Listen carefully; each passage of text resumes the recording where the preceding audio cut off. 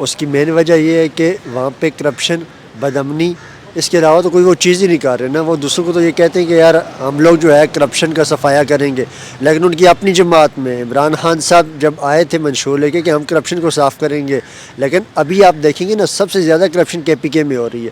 اس کی وجہ یہ ہے کہ وہاں پہ کوئی بھی بنیادی سہولیات ہوتی ہے، تعلیم ہو گیا، صحت ہو گیا، اس چیز پہ ان کا فوکس بالکل بھی نہیں ہے، کیونکہ وہ کرپشن کر کے ادھر کے ٹرانسفر ادھر کے ادھر پنجاب اور سندھ کی طرف ان کا توجہ بنی ہوئی ہے. حالانکہ ان کو چاہیے اپنے صوبے پہ کام کریں، صوبے پہ توجہ دیں. کرپشن تب ختم ہوگی جب ان کا وزیر اعلیٰ خود، ان کے جو مین لوگ ہیں وہ خود اس چیز پہ بیٹھ کے کام کریں گے. جب وہ خود ہی کرپشن کریں گے تو کرپشن کیسے ختم کریں گے؟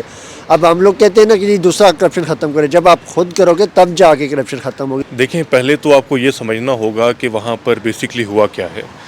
کے پی کے میں اب تک پی ٹی آئی دور جتنا بھی وہاں پر گزرا ہے ان کو اربوں روپے کے فنڈ ملے، لیکن انہوں نے وہاں پر موسمیاتی تبدیلی اتنی زیادہ آئی. اب آپ نے پچھلے دنوں دیکھا کہ بنیر میں ایک بہت بڑا ایک ڈیزاسٹر آیا، لیکن وہاں کی حکومت ناکام ہو گئی اس کو مینیج کرنے میں. پھر بعد میں وفاق نے مداخلت کی اور باقی صوبوں نے کچھ اپنے جو بھی تھے کر سکتے تھے انہوں نے فنڈ وہاں سے جاری کیے، اور پھر این جی اوز وغیرہ نے وہاں پر آپریشن کیا تو وہ لوگوں کو ریسکیو کیا وہاں پہ.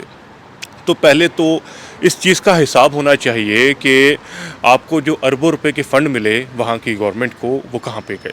سویلا افریدی پر سر جی یہ ہے کہ پشاور والے پیسے کھا گئے، وہاں پہ نہیں لگائے. فوج کے خلاف ہے سر جی، اور فوج ہماری بارڈروں پہ کھڑی ہے، اور فوج ہمارے لیے بہت قربانیاں دی ہیں، شہید ہوئے ہمارے بھائی، اور بہت ساری قربانیاں دی ہیں فوجی بھائیوں نے ہمارے لیے.